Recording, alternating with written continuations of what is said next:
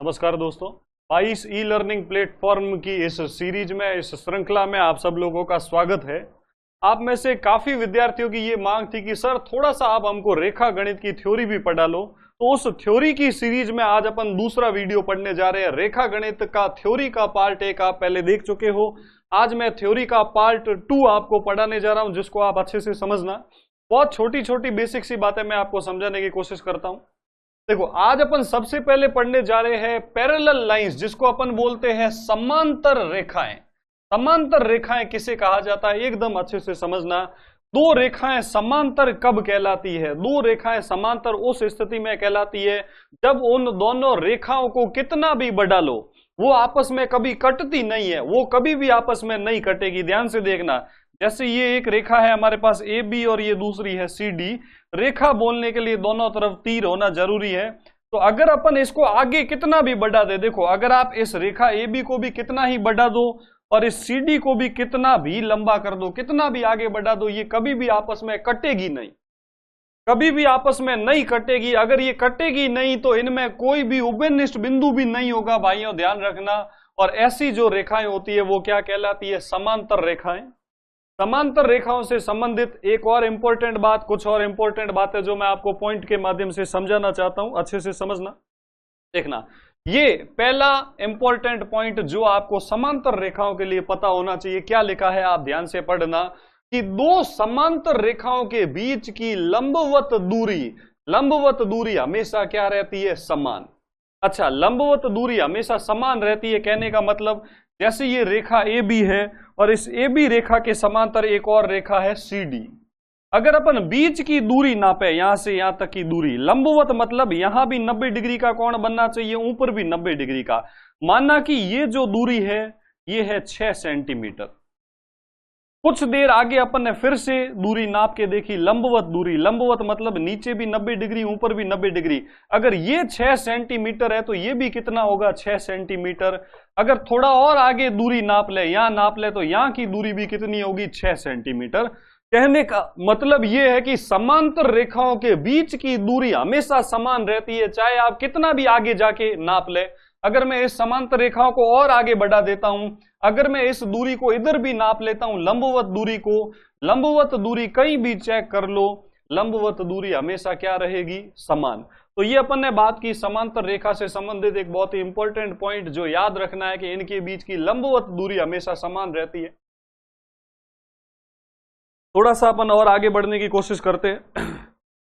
देखना, समांतर रेखाओं से संबंधित एक और इंपॉर्टेंट पॉइंट देखना, हमारे पास यहां दे रखा है यदि दो रेखाखंड किसी एक सतह के साथ समान कोण बनाते हैं तो समान कोण बनाने वाली दोनों रेखाएं या दोनों रेखाखंड हमेशा क्या होंगे? समांतर। कहने का मतलब क्या है? जैसे ये हमारे पास एक रेखा है, ये हमारे पास एक रेखा है, हमने क्या किया? इस पर दो अलग अलग कोण बना दिए। एक तो यहां बना दिया और इस कोण का मान माना कि 30 डिग्री है, 30 डिग्री है। अपन ने क्या किया? थोड़ी और दूरी पे एक और कोण बना दिया, यूं लकीर खींच के। अगर इसका कोण 30 डिग्री है तो इसका भी 30 डिग्री है, दोनों का कोण बराबर बनाया। यदि किसी एक रेखा से ऊपर दो अलग अलग रेखाओं के माध्यम से जो कोण बनाया जा रहा, दो रेखाखंडों के माध्यम से जो कोण बनाया जा रहा, यदि दोनों कोणों का मान बराबर है तो ये कोण बनाने वाली जो रेखाएं है, कौन कौन सी रेखा? ये रेखा ए बी और ये रेखा सी डी, ये आपस में क्या होगी? ये आपस में समांतर होगी। समांतर के लिए ये दो खड़ी रेखाएं अपन इस्तेमाल करते हैं। ये रेखा ए बी, ये दो लकीरें बताता है समांतर है। किसके समांतर है? सी डी के। यही बात मैं आपको एक और उदाहरण के माध्यम से समझाना चाहता हूं। देखना, मैंने क्या किया? एक रेखा खींची और इसके ऊपर मैं दो अलग अलग रेखाखंड बना रहा हूं। देखो, ये पहला रेखाखंड है, ये बना रहा है 45 डिग्री का कोण। इसका नाम मैंने रख दिया एक्स वाई। इधर मैंने एक और रेखाखंड बना लिया, इसका मान मैंने रख दिया ए बी, और ये भी 45 डिग्री का कोण बना रहा है। जब एक तीसरी रेखा से दो रेखाखंड समान कोण बनाते हो तो वो दोनों रेखाखंड एक दूसरे के समांतर होंगे। यानी कौन कौन सी रेखाखंड समांतर होंगे? एक्स वाई जो है, जो एक्स वाई है वो समांतर होगा। एक्स वाई किसके समांतर होगा? ए बी के। समांतर क्यों है? क्योंकि दोनों में उधर की तरफ बनने वाला कोण बराबर है, कोण एक ही तरफ का होना चाहिए। यदि ये कोण अलग अलग होता तो ये समांतर नहीं होती। ये खड़ी रेखा है, क्या बता रही है? समांतर है। कौन कौन सी रेखाखंड समांतर है? एक्स वाई समांतर है किसके? ए बी के। लेकिन यदि यहां कोण अलग अलग होता मेरे भाइयों, तो अपन यहां इनको समांतर नहीं बोल सकते थे। कहने का मतलब क्या है? यदि मैं ऐसा बोल दूं कि देखो ये एक रेखा है, मैंने यहां पे एक पहले रेखाखंड बनाया एक्स वाई, ये एक्स वाई बना रहा है 30 डिग्री का कोण। फिर मैंने यहां पे एक और रेखाखंड बनाया जिसका नाम रखा मैंने ए बी, और ये ए बी बना रहा है 35 डिग्री का कोण। कोण अलग अलग बन रहे, एक्स वाई भी किसी कोण पर है और ए बी भी किसी कोण पर है, एक तीसरी रेखा के साथ। तीसरी रेखा के साथ में ये जो पहला एक्स वाई है ये तो 30 डिग्री का कोण बना रहा है, लेकिन ये ए बी जो है ये 35 डिग्री का कोण बना रहा है। क्या इसके बने हुए कोण समान है मेरे भाइयों? नहीं है। यदि कोण अलग अलग हो ना तो ये समांतर नहीं होगी। यानी अब अपन ऐसे बोलेंगे एक्स वाई समांतर नहीं है। ये लकीर बता रहा नहीं है को, दो लकीरें मतलब समांतर और उस पे टेढ़ी लाइन खींच दी, मतलब समांतर नहीं है। किसके समांतर नहीं है? ए बी के समांतर नहीं है। समांतर होने के लिए दोनों कोणों का बराबर होना जरूरी है, लेकिन यहां दोनों कोण बराबर नहीं है। उम्मीद करता हूं ये पॉइंट आपको अच्छे से समझ में आया होगा। थोड़ा सा आगे बढ़ते हैं।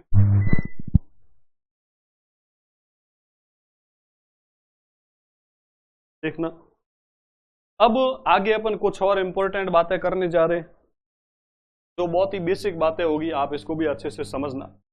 देखो, सबसे पहले अपन देख रहे हैं कि कोण किसको कहते हैं। देखना ध्यान से, कोण किसको कहते हैं? कोण किसको कहते हैं? यदि दो रेखाखंडों या किरणों का एक ही अंत बिंदु हो, एक ही अंत बिंदु हो, तो उस बनी हुई आकृति को अपन क्या कहते हैं? कोण कहते हैं। और ये जो दोनों का अंत बिंदु है, ये अंत बिंदु इस कोण का शीर्ष कहलाता है। कहने का मतलब क्या है? जैसे मैंने एक किरण बनाई, देखो आपको नजर आ रही होगी किरण, ये किरण बन रही है। किरण का नाम क्या है? ए बी बोल दो या बी ए बोल दो। अगर आप ध्यान से देखोगे तो बी तो अंत बिंदु हो गया, बी अंत बिंदु। बी से एक किरण प्रारंभ हो रही है, बी से ए की तरफ जा रही है। एक किरण इधर और जा रही है जो बी से सी की तरफ जा रही है ना। दोनों का अंत बिंदु समान है। ध्यान से देखो, दोनों का अंत बिंदु क्या है? बी। ये बी से ए पे जा रही है, ये बी से सी पर जा रही है। तो जब दो किरणें एक ही बिंदु से प्रारंभ हो, दो किरणें या दो रेखाखंड एक ही बिंदु से निकलते हैं, तो उस बिंदु पर कोण बनता है। यहां बन रहा है कोण, और उस कोण का शीर्ष कौन सा बिंदु कहलाएगा? ये बी। ये बी इस कोण का शीर्ष कहलाएगा। और यहां कोण को प्रदर्शित करने का तरीका क्या होता है? ये है कोण का चिन्ह। और कोण में तीन बिंदु कौन कौन से? कोण बनाने के लिए तीन बिंदु चाहिए। तीन बिंदु कौन से? ए, बी और सी, जिसमें से शीर्ष बी को बीच में लिखा जाएगा। तो ये हो गया कोण ए बी सी। एक और बात ध्यान रखना, जब भी कोण बनते हैं तो दो कोण बनते हैं। एक कोण अंदर बनता है तो साथ में दूसरा बाहर की तरफ भी बनता है। ध्यान रखना, एक कोण अंदर बनता है तो दूसरा पीछे बाहर की तरफ भी बनता है। यदि अंदर का कोण आपको पता हो और बाहर वाला बड़ा वाला कोण निकालना हो, तो बाहर वाला कोण निकालने का तरीका होता है 360 में से इस कोण को घटा दो। कहने का मतलब ये है कि यदि अंदर वाला कोण 40 डिग्री है, माना अंदर वाला कोण 40 डिग्री है, तो बाहर वाला कोण कैसे आएगा? बाहर वाला कोण आएगा 360 में से 40 घटा दो। 360 में से 40 घटाया तो बाहर वाला कोण क्या आया? 320 डिग्री मेरे भाइयों। उम्मीद करता हूं ये बात आपको अच्छे से समझ में आई होगी। नहीं आई है तो मैं इसी बात को एक बार और समझाने की कोशिश करता हूं। ध्यान से सुनना, अच्छे से समझने की कोशिश करना मेरे दोस्तों।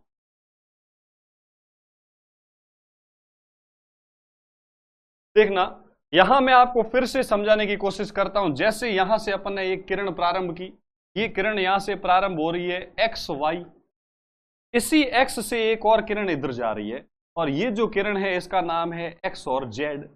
ये एक्स वाई है, ये एक्स जेड है। अगर आप ध्यान से देखोगे, क्या दोनों किरणें एक ही बिंदु से प्रारंभ हो रही है? क्या दोनों का अंत बिंदु एक ही है? बिल्कुल, दोनों इस एक्स बिंदु से प्रारंभ हो रही है। तो यहां एक कोण अंदर बन रहा और दूसरा क्या बन रहा है? बाहर। इस कोण को क्या कहा जाएगा? इसको कहा जाएगा कोण। अच्छा, जो बिंदु बीच वाला है, जो वो ये क्या कहलाएगा? एक्स। ये कहलाएगा कोण का शीर्ष कहलाएगा, और इसको प्रदर्शित कर सकते हैं कोण वाई एक्स जेड। एक्स बीच में रहना चाहिए, वाई एक्स जेड। चाहो तो ऐसा भी बोल सकते हो, कोण जेड एक्स वाई, एक्स को बीच में रखना। अब यहां पे भी मैंने क्या बोला? कोण हमेशा दो बनते हैं, एक अंदर वाला, दूसरा बड़ा वाला जो बाहर होता है। यदि अंदर का कोण 60 डिग्री है तो बताओ बाहर वाला कितना होगा? समझदार हो आप सब लोग बहुत। यदि अंदर का कोण 60 है तो बाहर वाला उसको 360 में से घटा दो। तो जब आप 360 में से 60 घटाओगे तो बाहर वाला कोण आएगा 300 डिग्री मेरे भाइयों। इस प्रकार अपन को दोनों कोण पता है।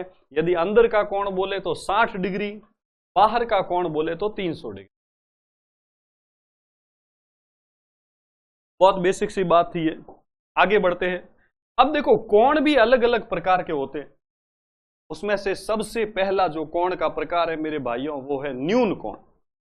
न्यून कोण जो है वो ऐसे कोण को कहा जाता है जिस कोण का माप 90 डिग्री से कम होता है, वह न्यून कोण कहलाता है मेरे भाइयों। ध्यान से देखना। सबसे पहली बात देखो भाई, कोण बनाने के लिए टोटल कितनी किरणें चाहिए? टोटल 2 किरणें या 2 रेखाखंड चाहिए जो एक ही बिंदु से प्रारंभ हो। तो देखना ये हमारे पास एक किरण तो नीचे बन गई। अब देखना मेरी बात ध्यान से, अगर आप एक किरण ऐसे सीधी है और दूसरी एकदम ऐसे यूं वर्टिकल है, अगर दूसरी वर्टिकल है तो उस केस में एकदम सीधी होने पर तो कोण बनता है 90 डिग्री। लेकिन अगर जो दूसरी किरण है, लेकिन यदि दूसरी किरण ऐसे 90 डिग्री से कम हो तो ऐसी स्थिति में ये जो कोण होगा थीटा, ये कोण हमेशा कम होगा। किससे कम होगा? 90 डिग्री से कम होगा। थीटा का मान कम होगा। ये कोष्टक क्या बताता है? कम है ना। इधर बंद है, जहां बंद है यानी कम है। किससे कम है? 90 डिग्री से कम। 90 डिग्री से कम। जैसे ये जो कोण है, अगर आप ध्यान से देखो, अगर पूरी एक किरण ऐसे होती है और दूसरी ऐसे खड़ी किरण होती है तब कोण बनता है 90 डिग्री। लेकिन ये तो थोड़ा पहले ही खत्म हो गया, तो ये जो कोण है ये 90 डिग्री से कम होगा। 90 डिग्री से कम यानी कितना भी हो सकता है, 30 डिग्री भी हो सकता है, 45 डिग्री भी हो सकता है, 60 डिग्री भी हो सकता है, 89 डिग्री भी हो सकता है। तो ऐसा कोण जो 90 डिग्री से कम हो वह कोण क्या कहलाता है? न्यून कोण। आगे बढ़ते हैं। आगे अपन बात करते हैं समकोण किसको कहते हैं। समकोण का मतलब होता है मेरे भाइयों ऐसा कोण जिसकी माप पूरी 90 डिग्री हो। पूरा 90 डिग्री का जो कोण होता है वो समकोण कहलाता है। और समकोण जो है हमेशा तब बनता है जब एक रेखा तो हमारे पास हो क्षैतिज और दूसरी रेखा हो हमारे पास ऊर्ध्वाधर और एक दूसरे के पूर्ण रूप से लंबवत होती है, तब वहां कोण कितना बनता है? 90 डिग्री का कोण। इसी 90 डिग्री के कोण को क्या कहा जाता है? समकोण कहा जाता है। 90 डिग्री से कम है तो न्यून कोण, पूरा 90 डिग्री बन रहा है तो क्या कहा जाता है? समकोण। और यहां देखो भाई ये हमारे पास हो गई बी से प्रारंभ हो रही है किरण बी ए, दूसरी बी से सी की तरफ जा रही है। और कोण को अपन कैसे लिख सकते हैं? ये है कोण। कोण कौन सा है? बी को बीच में रखना है, ए बी सी, कोण ए बी सी। अच्छा, आप बोल सकते हो सर क्या यहां बाहर वाला कोण नहीं है क्या? बिल्कुल बाहर भी कोण बन रहा है। क्या बाहर वाला कोण आप बता सकते हो कितना होगा? अब तक तो सीख ही गए होंगे। यदि ये अंदर वाला समकोण है, अंदर वाला 90 डिग्री है, तो बाहर वाला कैसे आएगा? 360 में से 90 घटा दो, पीछे बच जाएगा 270 डिग्री। जो बाहर वाला कोण है वो 270 डिग्री हो जाएगा मेरे भाइयों। चलो आगे बढ़ने की कोशिश करते हैं। तो ये तो हो गया हमारे पास समकोण किसे कहते हैं। अगला जो पॉइंट है वो है अधिक कोण किसे कहते हैं। ध्यान से समझना, अधिक कोण क्या होता है? अधिक कोण मतलब देखो यहां नाम से पता चल रहा है कोण अधिक होना चाहिए। किससे अधिक होना चाहिए? ऐसा कोण जिसका मान 90 डिग्री से तो अधिक हो, 90 डिग्री से ज्यादा होना चाहिए, लेकिन 360 डिग्री से कम होना चाहिए। 360 डिग्री से कम। 90 से ज्यादा 100, 110, 120, 130, 140, 145, 147। लेकिन ध्यान रखना, सॉरी मैंने यहां छोटी सी गड़बड़ कर दी। 90 डिग्री से तो कम होना चाहिए लेकिन 180 डिग्री से कम होना चाहिए। 90 डिग्री से अधिक होना चाहिए लेकिन 180 डिग्री से क्या होना चाहिए? कम। 90 से ज्यादा, 180 से कम जो कोण होता है उस कोण को 90 डिग्री से अधिक होना चाहिए, 180 डिग्री से कम होना चाहिए। ऐसा कोण क्या कहलाता है? अधिक कोण कहलाता है मेरे दोस्तों, अधिक कोण कहलाता है। और अधिक कोण देखना ध्यान से, ये हमारे पास बी से एक किरण शुरू हो रही है, बी और सी, ये हो गया हमारे पास बी सी। उसके बाद वापस यहां बी से प्रारंभ हो रहा है, बी और ए। अच्छा, यहां अगर मैं क्या करता, इसको ऐसे सीधा रखता, सीधा रखता तो 90 डिग्री हो जाता, लेकिन उससे थोड़ा और आगे लेके गया हूं तो 90 डिग्री से ज्यादा होगा ये कोण 90 डिग्री से ज्यादा होगा, क्योंकि यहाँ आप ध्यान से देखो आधे वृत्त यहाँ से 1/4 वृत्त से ज्यादा ही बन रहा है, ये 90 डिग्री से ज्यादा होगा।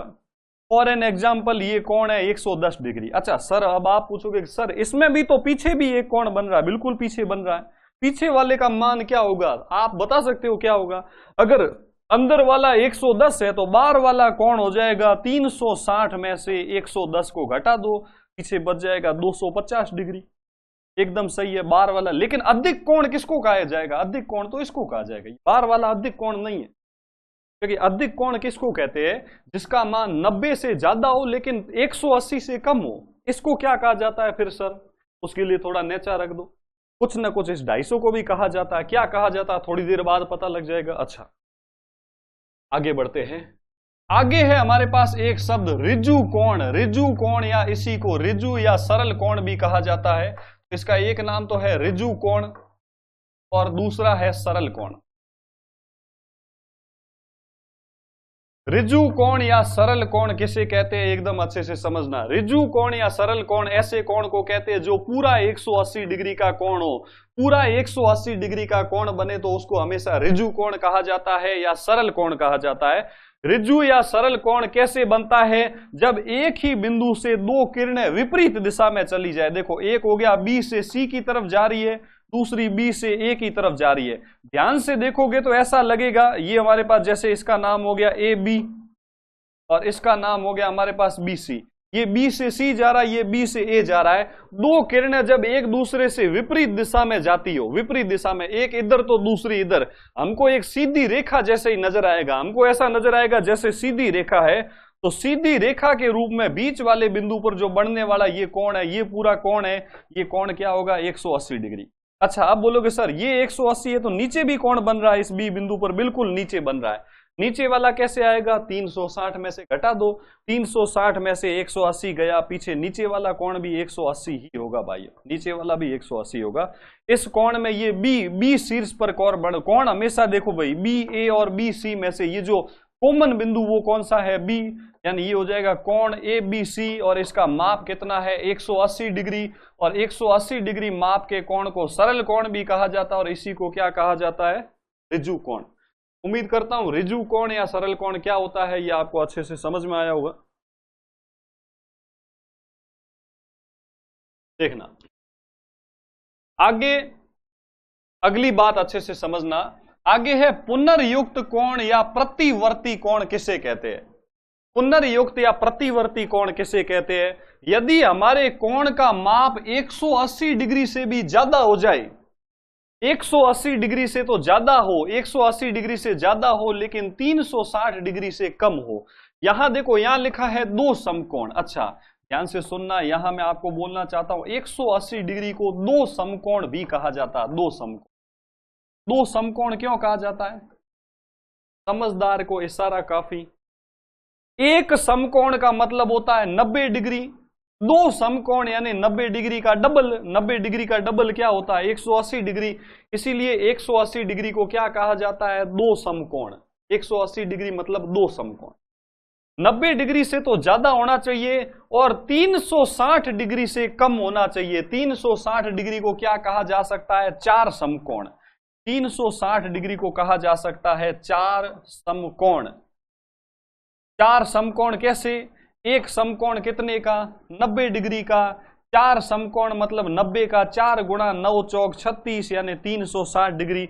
यानी ऐसा कोण जिसका मान दो समकोण से ज्यादा हो लेकिन चार समकोण से कम हो, वह कोण या तो कहलाएगा पुनर्युक्त कोण या फिर हमारे पास उसी को कहा जाएगा प्रतिवर्ती कोण। देखना ध्यान से, यह है पुनर्युक्त कोण या फिर उसी का दूसरा नाम है प्रतिवर्ती कोण। पुनर्युक्त या प्रतिवर्ती कोण। उम्मीद करता हूं ये बात आपको समझ में आ रही होगी। किस प्रकार से एक प्रतिवर्ती कोण बनता है मैं आपको प्रतिवर्ती कोण बना के भी दिखाता हूं भाइयों। देखना प्रतिवर्ती कोण, देखो यहां बी से सबसे पहले हमारे पास एक किरण है बी और सी। अच्छा अगर मैं दूसरी यहां बना देता तब तो ये 90 डिग्री का हो जाता, लेकिन हमको 90 डिग्री बनाना नहीं है। ये मैं नहीं बनाना चाहता। यदि मैं ऐसे विपरीत दिशा में किरण बना लेता तो क्या होता, तो कोण बन जाता 180 डिग्री का, 180 का होता, जिसको आप क्या कहते हो, सरल कोण भी कहते हो, रिज्जु कोण भी कहते हो। लेकिन मैं ऐसा भी कोण नहीं बनाना चाहता हूं।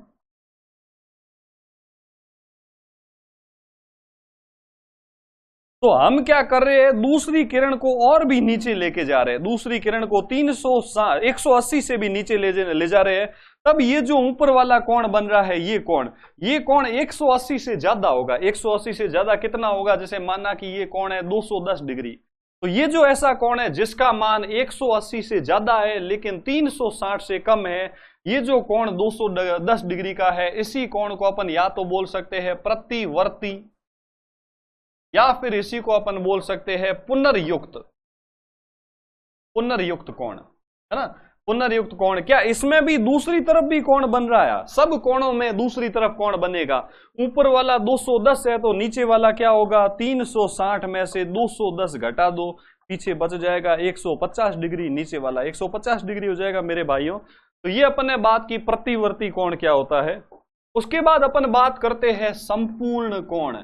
संपूर्ण कोण मतलब ऐसा कोण जो पूरा 360 डिग्री माप का हो, ऐसा कोण जिसका माप पूरा 360 डिग्री हो, उस कोण को क्या कहा जाता है, उसे कहा जाता है संपूर्ण कोण या कंप्लीट एंगल कहा जाता है। संपूर्ण कोण में क्या होता है, ध्यान से सुनना, ये हमारे पास एक किरण है, किरण का मान जैसे अपन ने रख लिया, यहाँ बी से प्रारंभ हो रहा बी ए।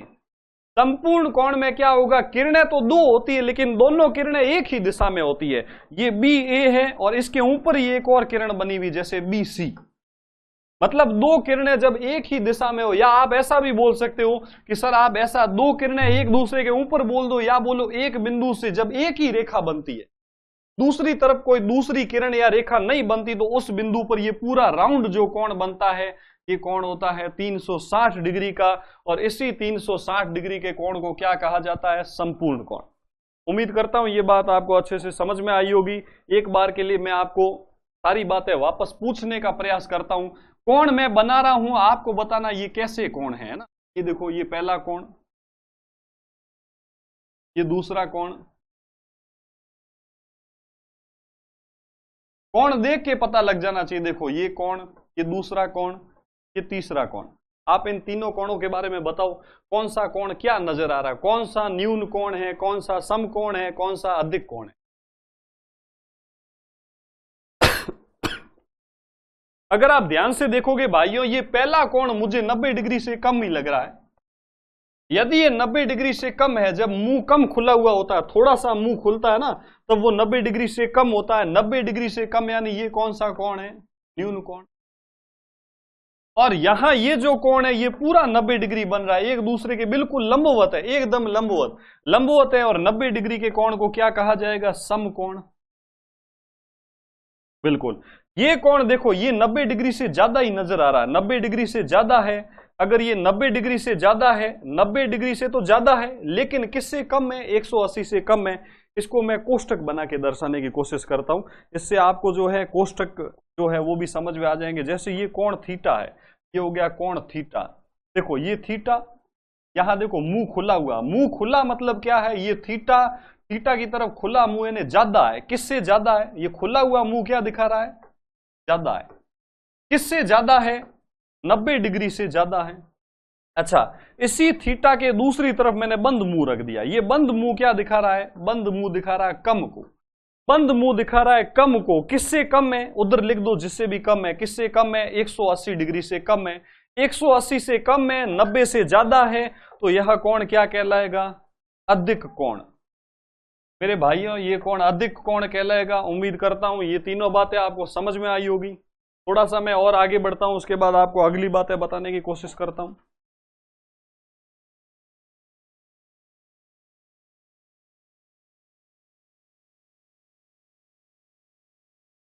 देखो आगे अगर मैं बोलना चाहूं, जब दो विपरीत किरणें हो, एक किरण तो इधर जा रही है, माना कि यहां से शुरू हो रही है, ये बिंदु हो गया बी, एक जा रही है बी से ए की तरफ, दूसरी इसके विपरीत जा रही है बी से सी की तरफ। अब ये जो कोण बीच में बन रहा है, इसको क्या कहा जाएगा, आगे देखना।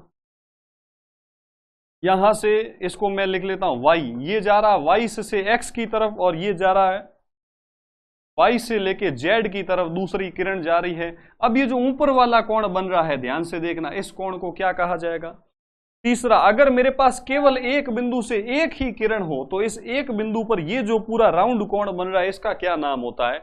आप सब लोगों ने सही जवाब ही दिए हैं। जैसे पहला कोण है, ये पूरा 180 डिग्री का कोण है। 180 डिग्री के कोण को क्या कहा जाता है? ऋजु कोण या सरल कोण कहा जाता है। बिल्कुल सही। अच्छा, जब 180 डिग्री से ज्यादा हो, अब यहां जो थीटा है, यहां ये थीटा है, ये थीटा ज्यादा है। देखो ज्यादा है, किससे ज्यादा है? 180 डिग्री से ज्यादा है, लेकिन कम है। देखो ये कम है, बंद वाला हिसाब दिखा रहा है कम है। किससे कम है? 360 डिग्री से कम है। 180 से ज्यादा और 360 से कम होता है उस कोण को क्या कहा जाता है? उसको कहा जाता है प्रतिवर्ती कोण या पुनर्युक्त कोण। प्रतिवर्ती या पुनर्युक्त कोण। और ये जो तीसरा कोण है, जब एक ही किरण है, एक कहने को यहां है तो दो कोण बनने के लिए दो किरणें चाहिए, लेकिन दोनों एक दूसरे के ऊपर है। ये पहली और ये दूसरी जस्ट इसके ऊपर ही बनी हुई, इसलिए दूसरी दिख नहीं रही। दूसरी दिख नहीं रही है, यहां दो किरणें हैं लेकिन दोनों एक दूसरे के ऊपर है। ऐसी स्थिति में पूरा राउंड कोण बनता है 360 डिग्री का, और जिसको अपन ने क्या बोला? संपूर्ण कोण। मेरे भाइयों, ये है संपूर्ण कोण। उम्मीद करता हूं ये अलग अलग कोणों के प्रकार आप लोगों को अच्छे से समझ में आए होंगे मेरे भाइयों। आगे कुछ और छोटी छोटी सी बातें हैं जिनको हम पढ़ने की कोशिश करते हैं।